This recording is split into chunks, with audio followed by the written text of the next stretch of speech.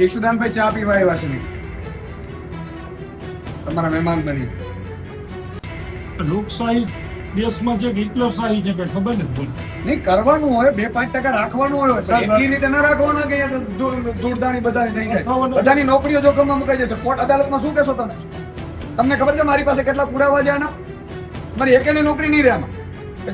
તમે દુખી જાઓ અને એસપી પોતે એસપી ની સામે આમાં કાર્યવાહી થશે. એસપી શ્રીને મેં કાલે ફોન કરેલો અને માત્ર અહીંયા નથી બન્યું, ગુજરાત સૌરાષ્ટ્રના 6 જગ્યા ઉપર બન્યું છે. Same modus operandi. અત્યારે હું 1 વાગે પ્રેસ કોન્ફરન્સ કરીને બધા ખુલાસા કરવાનો છું, પણ તમે હું કામ આમ બધા માટીમાં આવી જાવ? અને જે જગ્યાએ ઘટના બની છે ત્યાં ડાયરેક્ટ આ શું આ નામ જો દીપકની ગાડી સામે ડાયરેક્ટ ગાડી ટચ થાય ઓલા બે લોકોની. 5 દિવસ પહેલા આઈબીએ મને કીધેલું કે સુદાનભાઈ આવું થશે. મેં કીધું શું થાય? અહીં કે ઘાસ કાપવા માટે રાજનીતિ મળી દે વગર.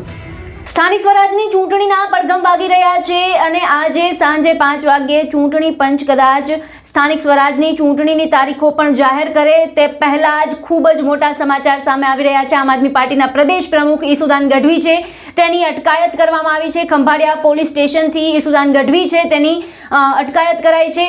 ઈસુદાન ગઢવી છે તે પોલીસ સ્ટેશનમાં આમ આદમી પાર્ટીના કાર્યકર્તાઓને મળવા પહોંચ્યા હતા. આ દરમિયાન ઈસુદાન ગઢવી અને પોલીસ સ્ટેશનમાં હાજર જે પોલીસ કર્મચારીઓ હતા તેમની વચ્ચે ઉગ્ર બોલાચાલી પણ જોવા મળી હતી. કઈ પ્રકારના દ્રશ્યો જોવા મળ્યા હતા ઈસુદાન ગઢવી અને પોલીસ કર્મચારીઓની વચ્ચે કઈ પ્રકારની વાતચીત થઈ હતી તે વિડીયો જુઓ.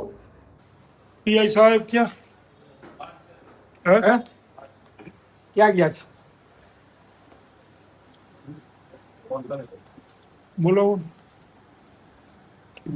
કેટલા વાગે બહાર ગયા છે? તપાસમાં ગયા છે ઘરે ગયો? બીજા કોઈ છે? સબ ઇન્સ્પેક્ટર તમે છો? સાહેબ ફોન કરો. નહીં, સબ ઇન્સ્પેક્ટર નથી? પીએસઆઈ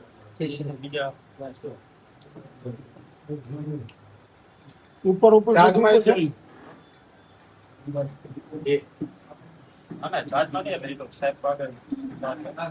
રેગ્યુલર ક્યાં સાહેબ છે?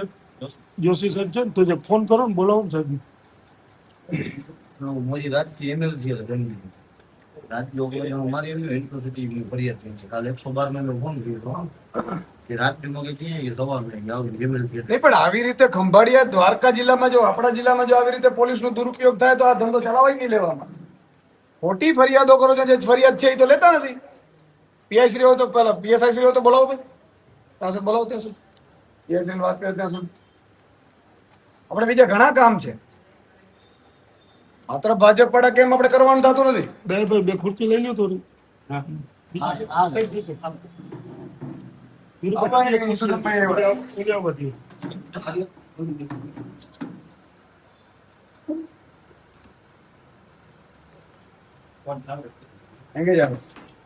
બને બેઠા અમે સાહેબ મારી એમએલસી નંબર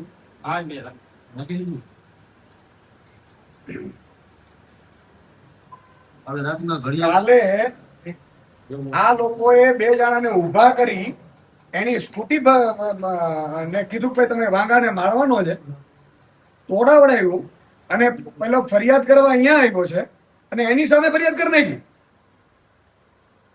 અને એ ઈસુદાન ગઢવીના એરિયામાં ક્યાં દારૂના અડ્ડાઓ ને મટકાન બટકાન બધાનું એસપી વેસપી બધાનું હું ઉપાડીશ.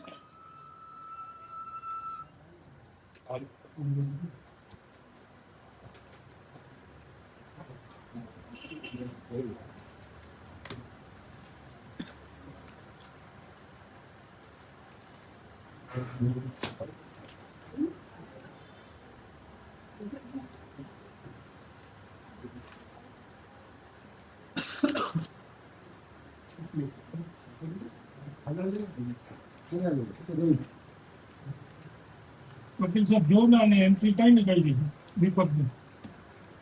અટક કરેલ તો શાંતિ બતાવે છે. આમાં બનાવ કેટલા ટાકો ને ભાઈ અટકલી આ ફરિયાદ કેટલા નંબર થઈ ગઈ? અંડર સેક્શન અરેસ્ટ મેમો ભર્યો છે. એફઆઈઆર નંબર બીજું કયું છે આપણા સ્ટાફમાં? સાંજે કોણ હતું? કાલે કમ્પ્લેન રામસિંહ ચાવડે. સંજય સાહેબ તો કહેતા સંજય સાહેબ યાર અમે તમારું આટલું રાખતા હોઈએ, તમને અમે બચાવતા, અમે કોઈને રોટલો ભણાવવા માંગતા નથી. અને આવી રીતે હાથા બનશો તો રોટલો અપડો તો વાર નહીં લાગે. તમારા દીકરા દીકરીઓ પછી અમારી પાસે આવશે કે સાહેબ હવે અમે પાછી કેટલી લો ફરિયાદ. આમાં જોતા કેટલા વાગે આ ફરિયાદ નોંધી છે, કેટલા તમે વાગે સબ ઇન્સ્પેક્ટરને બોલાવી લો ભાઈ. ક્યાં છે? છે કે નથી સબ ઇન્સ્પેક્ટર?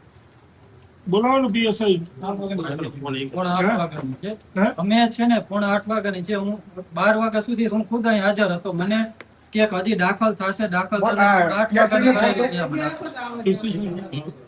હે? બીજી ટ્રાય મારો ને. બીજી ટ્રાય કરો.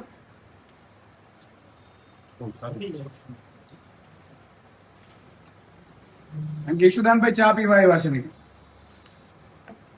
તમારા મહેમાન બની. લોકશાહી દેશમાં છે કે હિટલરશાહી છે કઈ ખબર નથી બોલ.